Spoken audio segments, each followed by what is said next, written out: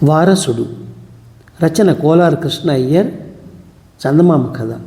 సెళ్ళంగేరి దేశాన్ని పరిపాలిస్తున్న ధర్మనందన మహారాజుకు 2 భార్యలు. పెద్ద భార్య పేరు సువర్ణాదేవి, చిన్న భార్య పేరు తేజోవతి. సువర్ణాదేవికి విజయసేనుడనే కుమారుడు, తేజావతికి సత్యసేనుడనే కుమారుడు ఉన్నారు. రాజు ధర్మనందనుడికి వృద్ధాప్య దశ రావడంతో రాజ్య పరిపాలనను తన కుమారులలో ఒకరికి అప్పజెప్పాలనుకున్నాడు. అయితే ఇక్కడ ఆయనకు ఒక సమస్య ఎదురైంది. పెద్దరాణి కొడుకు విజయసేనుడి కన్నా చిన్నరాణి కొడుకు సత్యసేనుడి వయసులో పెద్దవాడు.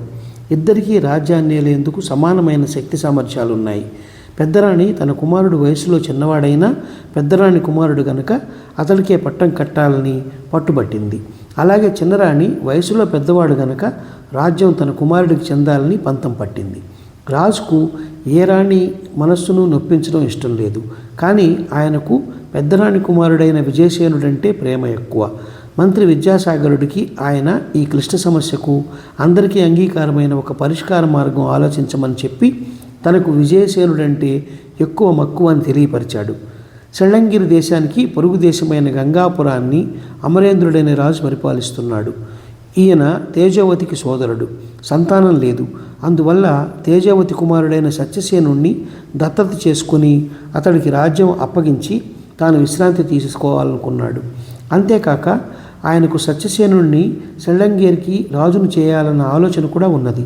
సెళ్ళంగేరుతో పాటు కొన్ని ఇరుగు పొరుగు దేశాలకు కూడా ధర్మ న్యాయ విషయాలలో దేశికాచార్యులనే పండితుడు సలహాలు ఇస్తుండేవాడు.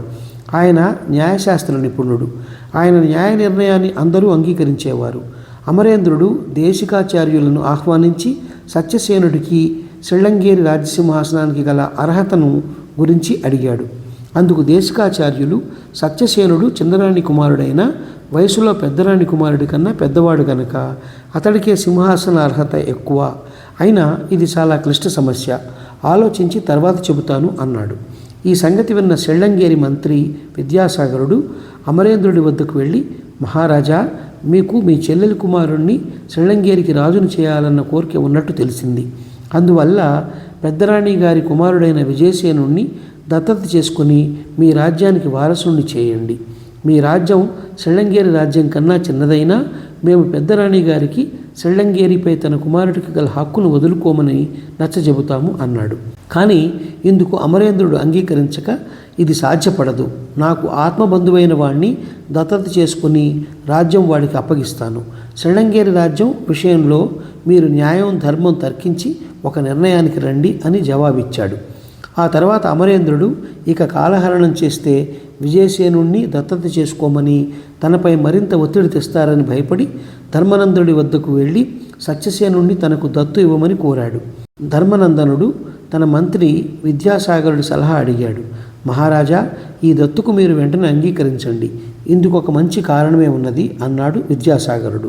ధర్మనందనుడు తన అంగీకారం చెప్పగానే అమరేంద్రుడు సత్యసేనుణ్ణి శాస్త్రయుక్తంగా దత్తు చేసుకుని తన దేశానికి అతన్ని యువరాజుగా పట్టాభిషేకం చేశాడు.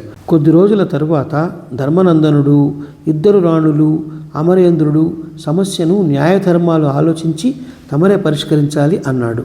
ఇది విన్న దేశికాచార్యులు చిరునవ్వు నవ్వి, మొదట్లో ఈ సమస్య క్లిష్టంగా ఉన్నమాట నిజమే, కానీ సత్యసేనుణ్ణి అమరేంద్రుడు దత్తత స్వీకరించిన తర్వాత సమస్య సులభంగా పరిష్కారమైపోయింది. సత్యసేనుడు దత్తు వెళ్లడంతో అతడు తన కన్నతండ్రి వారసత్వం, కుమారుడుగా అన్ని హక్కులు పోగొట్టుకున్నాడు. కనుక ఇప్పుడు సెళ్ళంగేరి దేశానికి వారసుడు విజయసేనుడే.